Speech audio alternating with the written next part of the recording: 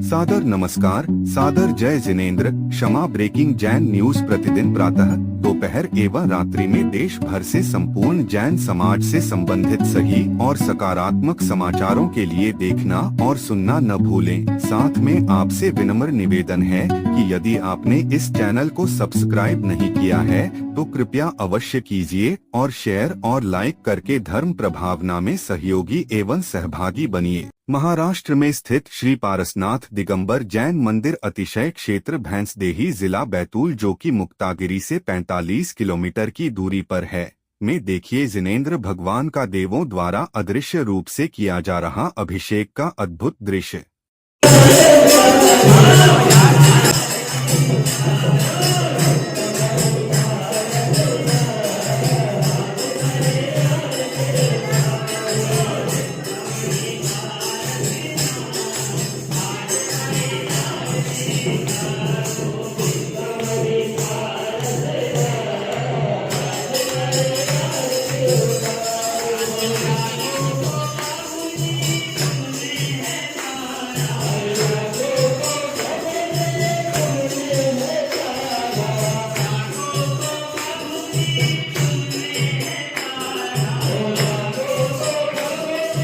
श्री दिगंबर जैन सिद्ध क्षेत्र मुक्तागिरी में पिछले दिनों 16 सितंबर को हुई भारी बारिश के बाद 17 सितंबर को बाढ़ ने दिखाया अपना भयानक रूप, जिसने भी यह हालात देखे हैरान और दंग रह गया।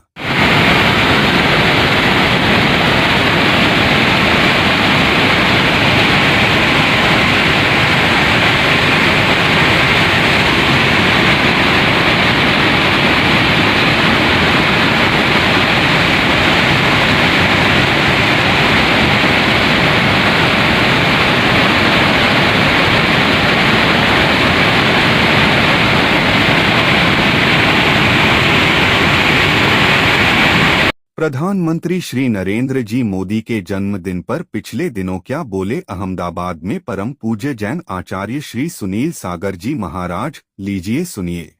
आज देश के प्रधानमंत्री नरेंद्र मोदी जी का 75वां जन्म दिवस भी है। इसको अपन अमृत महोत्सव भी कह सकते हैं। अगर आप थोड़े से गुणों की तरफ विचार करें, राजनीति में जो कुछ होता है वो अपनी जगह है, बाकी शाकाहार और सदाचार को लेके चलने की एक अच्छी कोशिश उन्होंने की। देश, समाज और संस्कृति के स्वाभिमान को पुनर्स्थापित करने का काम भी वो कर रहे हैं। पिछले दिनों महावीर भगवान के जन्म कल्याणक पर भी बड़ा अच्छा संदेश दिया और फिर नमोकार का एक विशेष आयोजन संपन्न हुआ जिसमें 9 वो सूत्र उन्होंने पेश किए जो साधारण भाषा में वो 9 सूत्र पेश किए जो महावीर स्वामी के उपदेशों का भी सारांश है। जैसे प्रकृति पर्यावरण का संरक्षण, जैसे जल संसाधनों का संरक्षण, जैसे परस्पर सहयोग, मैत्री भाव। तो भाषा भले वो आधुनिक हो गई, लेकिन सद्विचारों को चलने वाले मोदी जी, उनके सभी भाइयों का तो संयोग बना और उनकी मातोश्री से भी चर्चा हुई। एक बार चर्चा में पंकज भाई ने बताया कि हम लोगों का बचपन जैन श्रावकों के परिवारों के आसपास ही बीता, इसलिए हम लोगों के संस्कार आज भी ऐसे सात्विक हैं। वो तरक्की करें, जीवन मंगलमय हो, ऐसी शुभकामना। और ये संस्कार जो कहीं से भी संस्कार पड़ जाते हैं, वो संस्कार, ये बचपन के संस्कार अंतिम संस्कार तक काम आते हैं। यह मेरा संघ नहीं, मैं संघस्थ हूँ, यह महत्वपूर्ण बात कही परम पूज्य जैन आचार्य श्री समय सागर जी महाराज ने जबलपुर में पिछले दिनों दिए गए एक प्रवचन में। लीजिए सुनिए।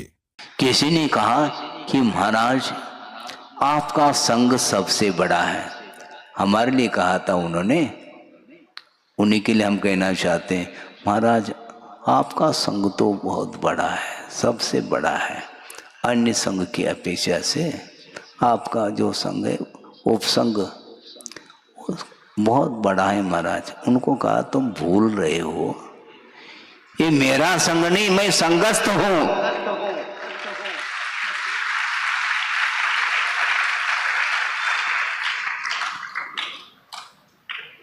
चतुर्वेद संघ के नायक तो गुरुदेव रहे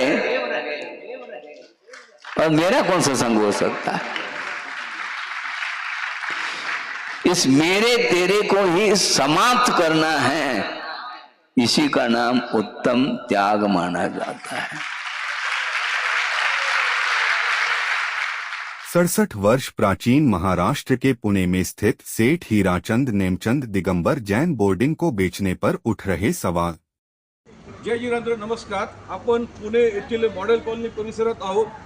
हा एक अतिशय उच्चप्रभू परिसर आहे आणि माझा एक प्रश्न है कि जैन समाजाची परिस्थिति इतनी वाईट झाली का आपकी परिस्थिति। मेरा सवाल है कि हमारे जो जैन धर्मीय है पूरे देश के, उनकी आर्थिक इतनी खराब हुई क्या।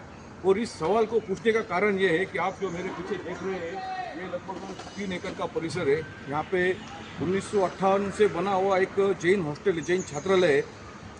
एक जो दानशूर एक हमारे जो साधर्मी थे हीराचंद जी दोषी साहब, उन्होंने ये वास्तु समाज के लिए डोनेट की गई ये वास्तु, और आज इस वास्तु का पुनर्निर्माण के कारण इसे 230 करोड़ में बेचा जा रहा है। इसको कहने का मेरा तात्पर्य आज ये है कि ये लगभग 1,20,000 स्क्वायर फुट ज़मीन है, और यहाँ से आप देखेंगे यहाँ से मेट्रो जाएगी, यहाँ पे लगभग 3 से 4 का इसको FSI मिलेगा।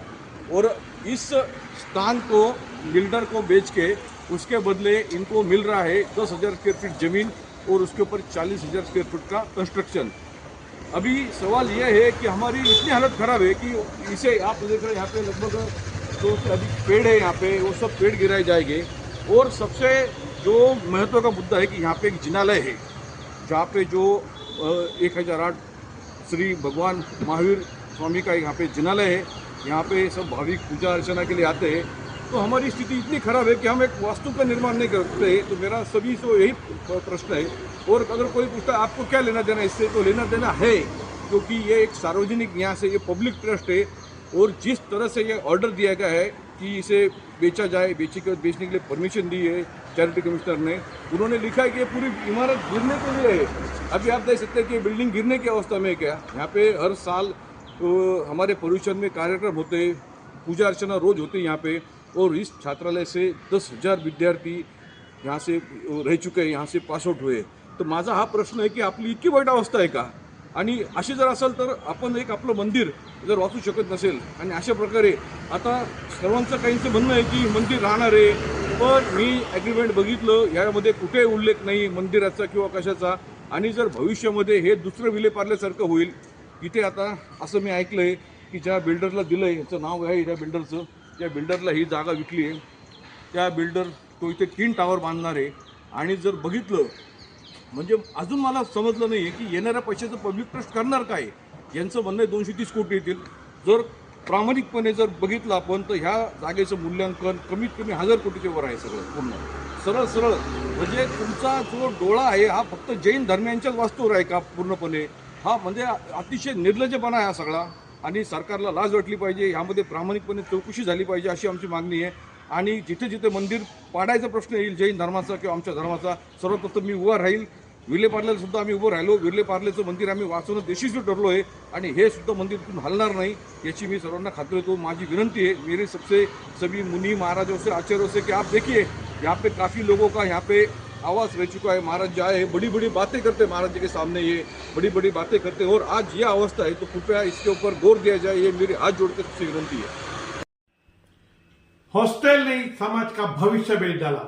जी हाँ, पूना में HND जैन हॉस्टल जो जैन समाज की एक शान था, और पूरे देश के हर राज्य के हर शहर का युवा जहां पर पढ़ने के लिए पूना में आने के बाद सिर्फ और सिर्फ HND हॉस्टल में रहना पसंद करता था, वो हॉस्टल चंद रुपए के खातिर उस वहां के ट्रस्ट मंडल ने बेच दिया। 60 साल से जिस हॉस्टल में 5,000 से भी ज्यादा युवा पढ़ लिख कर बड़े हुए, देश का, धर्म का, समाज का नाम रोशन किया, उस हॉस्टल की 60 साल की उम्र होने के बाद उसे बेच दिया। क्या आपके घर में कोई व्यक्ति अगर 60 साल का हो जाता तो क्या आप उसको बेच दोगे? अरे भाई, हमारे समाज के लिए एक वो शान था और एक जरूरत थी। आज अगर पूना में 1,000 बच्चों का भी हॉस्टल अगर कोई बनाएगा तो वो कम पड़ेगा, इतनी पूना की जरूरत है। देश भर से, पूरे गांव से बच्चे पढ़ने के लिए पूना में आते हैं, और जहां जरूरत 1,000 बच्चों की है, वहां पर आपने उस 3 एकड़ की जो जमीन हमारे हॉस्टल की थी, उस हॉस्टल की पूरी जमीन इसलिए बेच दी कि हमारे पास हॉस्टल बनाने के लिए पैसा नहीं है। अरे जैन समाज जिसके पास 1,000 करोड़ रुपए के मंदिर बनते, क्या उनके पास पैसा नहीं है? आपने ये कहे कि जैन समाज का अपमान किया है। आपको ये पता होना चाहिए कि 10 करोड़ रुपए में नई बिल्डिंग खड़ी हो जाती, 20 करोड़ रुपए में खड़ी हो जाती, आप एक आवाज लगाते तो 20 करोड़ रुपए आपके पास खड़े हो जाते और नया हॉस्टल बन जाता। हमारे पास जगह थी, हमारे पूर्वजों ने 3 एकड़ की जमीन आपके लिए छोड़ रखी थी। आप चाहते तो 1,000 नहीं 2,000 बच्चों का हॉस्टल बना सकते थे, दूसरे बच्चों को भी उसमें व्यवस्था सेवा दे सकते थे। जिन पूर्वजों ने इसलिए बनाया था कि गरीब बच्चों को, जरूरतमंद बच्चों को मदद मिले, सेवा मिले, उसके लिए बनाया था और आपने पैसे के लिए उसको बेच दिया।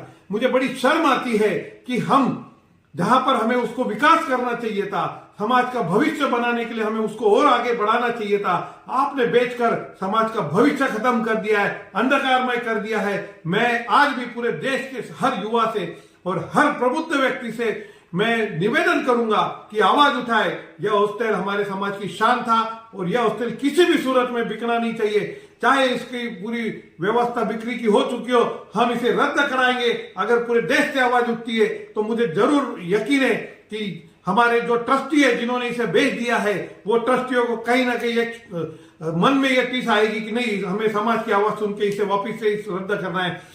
हमको सबको मिलकर ये आवाज उठानी है। ध्यान रहिए, हमारे समाज का भविष्य है और इस भविष्य को हम खत्म नहीं होने देंगे।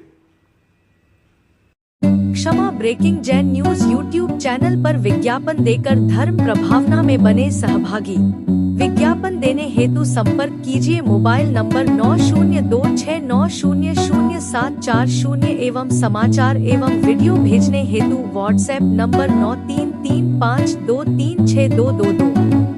Kshama breaking Jain news YouTube channel देखने के लिए आपको बहुत बहुत धन्यवाद। सादर प्रणाम, सादर जय जिनेंद्र।